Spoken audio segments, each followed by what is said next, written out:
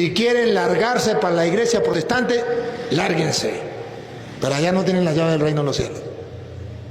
Jesucristo se la dejó a la iglesia de Él, que fundó hace 2000 años. No dijo a la iglesia que funde Martín Lutero, Carlos Parán, José Smith. Más adelante, a ella le daré la llave del reino de los cielos.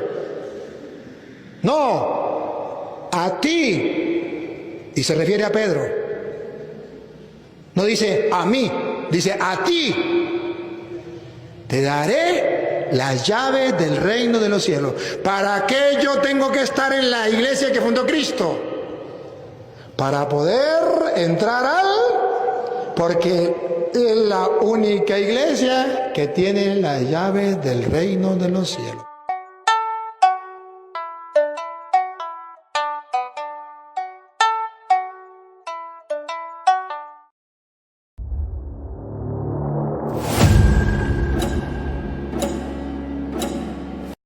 Hola.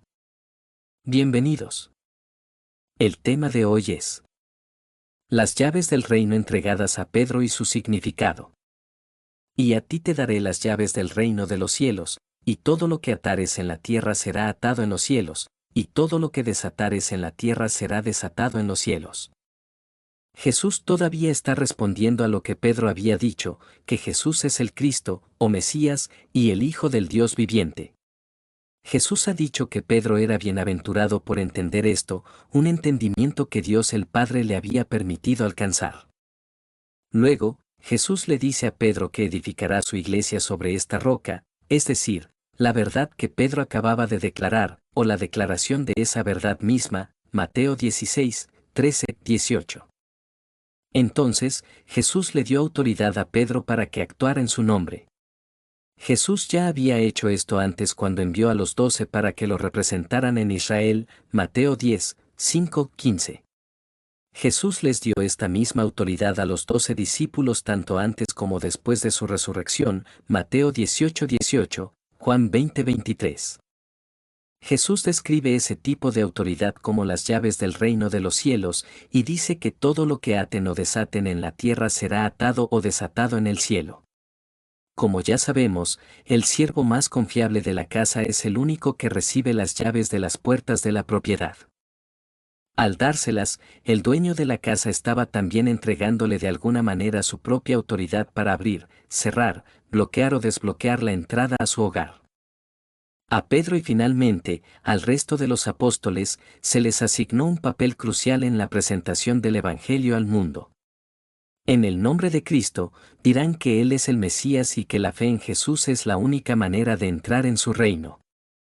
En el nombre de Jesús también ejercerán una importante disciplina dentro de la Iglesia, estableciendo el estándar tanto de lo que es verdad como de la manera en que se debe practicar esa verdad. Cuando los apóstoles ataban o desataban algo en el nombre de Jesús, el poder que reside en el cielo respondería permitiendo que esto ocurriera. Por lo tanto, Jesús no quería que los discípulos actuaran según su propia sabiduría y voluntad mientras dirigieran a su iglesia en el futuro, sino que les estaba otorgando responsabilidad, autoridad y poder sobrenatural para guiar a la iglesia de acuerdo con su voluntad y sus enseñanzas. Las llaves del reino entregadas a Pedro significan lo siguiente. En el discurso de Pedro en Hechos 2 cuando los varones preguntan a los apóstoles: «Varones hermanos, ¿qué haremos?», es Pedro quien inmediatamente responde: «Arrepentíos, y bautícese cada uno de vosotros en el nombre de Jesucristo para perdón de los pecados, y recibiréis el don del Espíritu Santo. Porque para vosotros es la promesa, y para vuestros hijos, y para todos los que están lejos, para cuantos el Señor nuestro Dios llamare». Eso quiere decir que Pedro usó las llaves que el Señor le entregó y les abrió las puertas del reino a más de 3,000 personas que aceptaron al Señor como su Salvador aquel día. Dios le dio autoridad a Pedro para abrir las puertas del reino a 3 grupos: a los judíos y a quienes se habían convertido al judaísmo. Poco después de la muerte de Cristo, Pedro animó a una multitud de judíos y conversos a aceptar a Jesús como el Rey que Dios había elegido para su reino. Además, les mostró lo que debían hacer para salvarse. De esta forma les abrió el camino para que pudieran entrar en el reino. Miles de personas abrazaron o aceptaron su palabra, Hechos 2, 38-41. A los samaritanos. Más adelante, Pedro fue enviado a los samaritanos y volvió a usar una de las llaves del reino. Lo hizo cuando el apóstol Juan y él oraron para que los samaritanos recibieran el Espíritu Santo, Hechos 8, 14-17. Esto les abrió paso para que entraran en el reino. A los gentiles. 3 años y medio después de la muerte de Jesús, Dios le reveló a Pedro que los gentiles, es decir, quienes no fueran judíos, también tendrían la oportunidad de entrar en el reino. Por consiguiente, Pedro usó otra vez las llaves al predicar a los gentiles. De esta manera, les abrió la puerta para que recibieran el Espíritu Santo, se hicieran cristianos y tuvieran la perspectiva de formar parte del reino, Hechos 10, 30-35. La doctrina católica tiene conceptos erróneos sobre las llaves del reino. Algunos creen que Pedro decide quién entra en el cielo y quién no. La verdad, la Biblia dice que es Jesucristo, y no Pedro, quien va a juzgar a los vivos y a los muertos, 2 de Timoteo 4:1 y Juan 5:22. De hecho, Pedro mismo declaró que Jesús es aquel de quien Dios ha decretado que sea juez de vivos y de muertos, Hechos 10:34. Algunos creen que el cielo esperó a que Pedro decidiera cuándo usar las llaves del reino. Pero la verdad, cuando Jesús le habló a Pedro de las llaves del reino, le dijo también, lo que ates en la tierra quedará atado en los cielos, y lo que desates en la tierra quedará desatado en los cielos. Mateo 16:19. Al leer estas palabras en sus Biblias, algunos podrían entender que Pedro tomaría decisiones que luego se adoptarían en el cielo. Sin embargo, la construcción verbal en el griego original muestra que las decisiones de Pedro vendrían después de las tomadas en el cielo, no antes. Además, en otras partes de la Biblia puede verse que Pedro siguió la dirección celestial para usar las llaves del reino. Por ejemplo, al usar la tercera llave con los gentiles en la casa de Cornelio, Pedro estaba obedeciendo las instrucciones de Dios, Hechos 10:19-20. Este es el contexto erróneo que tiene la Iglesia Católica acerca del significado de Mateo 16:19. Según ellos, Jesús le explica a Pedro su tarea, es la de las llaves. Simboliza la autoridad sobre la casa, la potestad de disponer, de dejar entrar y de echar de la casa. Así Pedro es nombrado mayordomo en el reino de Dios. Sus decisiones realizadas en la tierra quedan ratificadas en el cielo. Pedro, y con él sus sucesores, son intermediarios indispensables para el acceso normal al reino de los cielos. Cristo es la cabeza de la Iglesia, pero los papas son sus vicarios, sus representantes visibles en la tierra. Pero eso es una total mentira si decimos que Pedro tuvo algo de liderazgo entre los demás apóstoles. Estamos olvidando lo que Jesús les dijo luego de discutir sobre quién era el mayor o el más importante. Los discípulos discuten sobre quién es el mayor.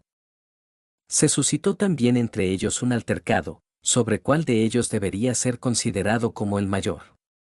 Y Jesús les dijo, los reyes de los gentiles se enseñorean de ellos, y los que tienen autoridad sobre ellos son llamados bienhechores. Pero no es así con vosotros, antes, el mayor entre vosotros hágase como el menor, y el que dirige como el que sirve. Porque, ¿cuál es mayor, el que se sienta a la mesa, o el que sirve? ¿No lo es el que se sienta a la mesa? Sin embargo, entre vosotros yo soy como el que sirve. Vosotros sois los que habéis permanecido conmigo en mis pruebas, y así como mi Padre me ha otorgado un reino, yo os otorgo que comáis y bebáis a mi mesa en mi reino, y os sentaréis en tronos juzgando a las 12 tribus de Israel. Este pasaje deja muy claro que ni Pedro ni ninguno de los apóstoles tenía más autoridad o liderazgo que otro. Ahora bien, este video no es quitándole méritos al gran apóstol Pedro, quien fue grandemente amado por nuestro Señor. No debemos olvidar quién fue Pedro, él era el portavoz habitual del grupo. Cuando Mateo presenta la lista de los discípulos, dice primero, Pedro, Mateo. 10:2. Pedro también jugó un papel prominente en la iglesia primitiva. Fue él quien tomó la iniciativa de designar a un discípulo que reemplazara a Judas Iscariote, quien había traicionado a Jesús, Hechos 1, 15-25. En el día de Pentecostés, fue Pedro quien se puso de pie y explicó a las multitudes que estaban viendo el don prometido del Espíritu, derramado por Dios sobre su pueblo, Hechos 2, 14-36. También fue él quien, al ser arrestado por predicar sobre la resurrección de los muertos, habló frente al sumo sacerdote y demás líderes judíos reunidos, Hechos 4, 1-12. Fue Pedro a quien Dios dirigió hacia Cornelio, el primer gentil en ser aceptado como seguidor de Jesús, Hechos 10, 1-48. Fue él a quien Pablo visitó durante 15 días, cuando éste fue por primera vez a Jerusalén después de su conversión, Gálatas 1:18. De hecho, al describir a los seguidores de Jesús en Jerusalén en ese tiempo, Pablo identifica a 3 pilares de la iglesia: Pedro, Santiago el hermano de Jesús, y Juan, el discípulo amado, Gálatas 2:9. Incluso en su muerte fue el único que no aceptó ser colgado en un madero igual que su Señor y pidió ser colgado boca abajo. A pesar de sus errores como cualquier ser humano, no podemos negar que hasta el sol de hoy seguimos aprendiendo de él. Hasta aquí el video de hoy. Que la paz de nuestro Señor Jesucristo sea con todos. Gracias por ver el video.